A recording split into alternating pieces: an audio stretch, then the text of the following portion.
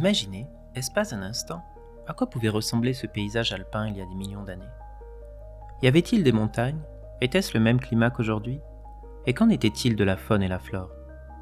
Ces questions, les géologues et les paléontologues y répondent chaque jour grâce aux reliques du passé, cachées dans les roches suisses.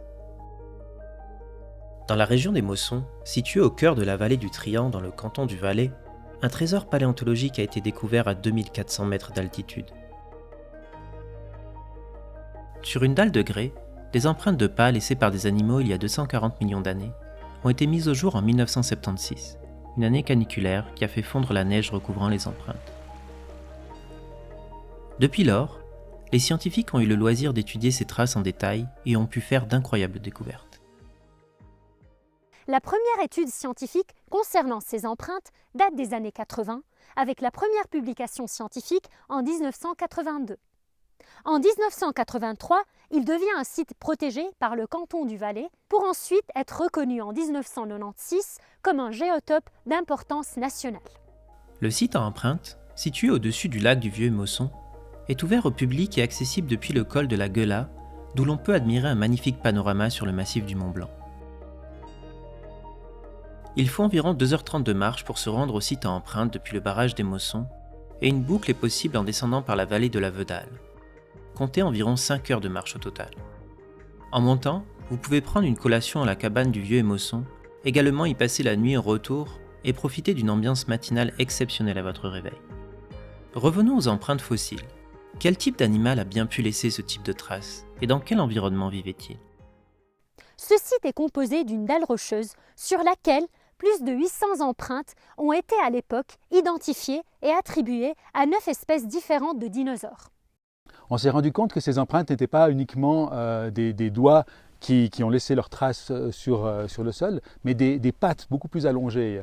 Et donc ce n'étaient pas des animaux qui marchaient sur la pointe des pieds, mais des animaux qui marchaient sur la plante des pieds. Donc non pas des digitigrades, mais des plantigrades. Et il se trouve que les dinosaures sont justement des digitigrades, ils marchent toujours sur la pointe de leurs pieds. Donc il a fallu se rendre à l'évidence, ce n'étaient pas des dinosaures, mais des animaux qui marchaient sur la plante de leurs pieds, comme par exemple les ours, ou bien nous-mêmes. Donc, contrairement à ce que l'on pensait dans les années 80, ces empreintes n'ont pas été faites par des dinosaures, mais par un groupe de reptiles encore plus vieux que les dinosaures, donc une sorte de protodinosaures, qu'on appelle les archosaures. Ceux-ci vivaient au Trias moyen il y a environ 240 millions d'années. C'est quoi alors les archosaures?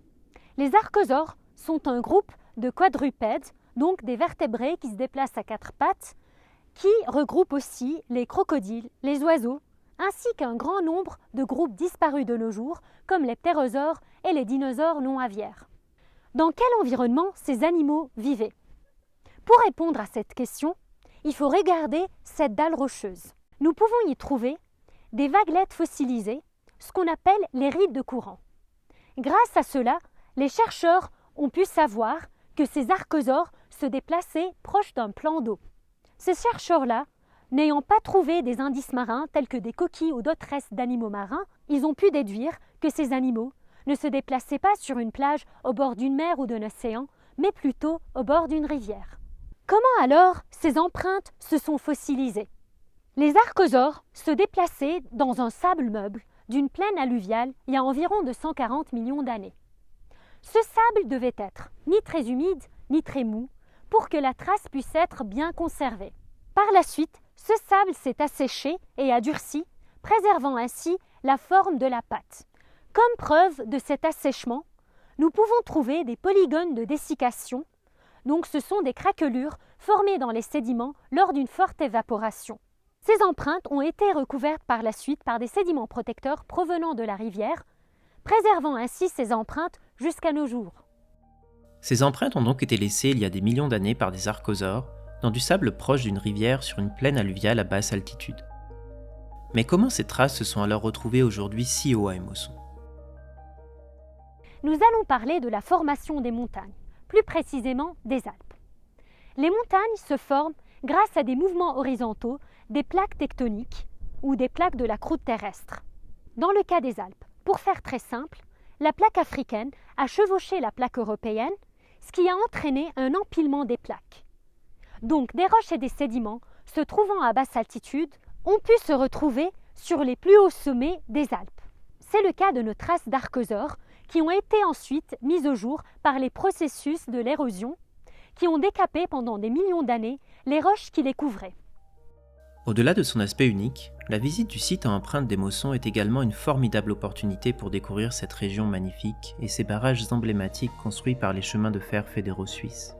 C'est aussi le moyen d'en apprendre un peu plus sur la paléontologie et la formation des Alpes grâce aux sentiers didactiques et aux explications pédagogiques des guides et scientifiques au site à empreinte.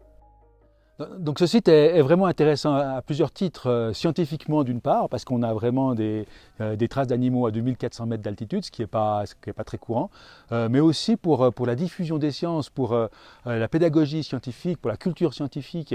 Effectivement, chaque été, des chercheurs, des guides, des étudiants viennent sur place pour donner des explications, et on continue à faire des recherches. Et on retrouve, je ne dirais pas chaque année, mais assez régulièrement, des nouvelles pistes, des nouvelles traces, tout le long d'une ligne qui fait une vingtaine de kilomètres entre la plaine du Rhône, déjà, la région de Fuy, jusqu'au sud des Mossons. Alors aussi, le grand intérêt du site, c'est de se situer au cœur des Alpes, enfin dans les Alpes. Et donc, en parlant de la formation du site, en parlant de la genèse de ce site paléontologique, c'est aussi l'occasion de parler de la formation des Alpes, qui est un événement absolument extraordinaire, qui s'est produit sur des dizaines de millions d'années, qui est un événement beaucoup plus jeune que les empreintes de pas qu'on trouve là. Mais ces empreintes de pas nous permettent d'illustrer en quelque sorte comment les mouvements tectoniques élèvent les socles qui constituent la base des chaînes montagneuses avec leurs couvertures qui contiennent les empreintes de pas et les mouvements des nappes géologiques, des nappes de charriage qui se déplacent sur des dizaines de kilomètres, qui sont donc ces grandes masses de roches formées en général de roches marines en l'occurrence, comme celle qui est derrière moi. Et donc là, toutes ces roches que vous avez derrière moi se sont formées au Jurassique, au fond d'une mer, et se sont déplacées sur des dizaines de kilomètres pour ensuite s'éroder à cet endroit-là. Et on voit ces grands plis qui trahissent les mouvements de ces roches. Donc voilà, les empreintes de pas sont intéressantes pour elles-mêmes, mais elles sont aussi intéressantes pour expliquer le contexte dans lequel on les trouve. Les empreintes d'archosaures des Mossons sont à voir absolument si vous passez dans la région. Compte tenu de l'érosion alpine en cours, ces traces sont vouées à disparaître dans les prochaines décennies, mais il est toujours temps de venir les observer, le moment d'une pause ressourçante dans votre randonnée.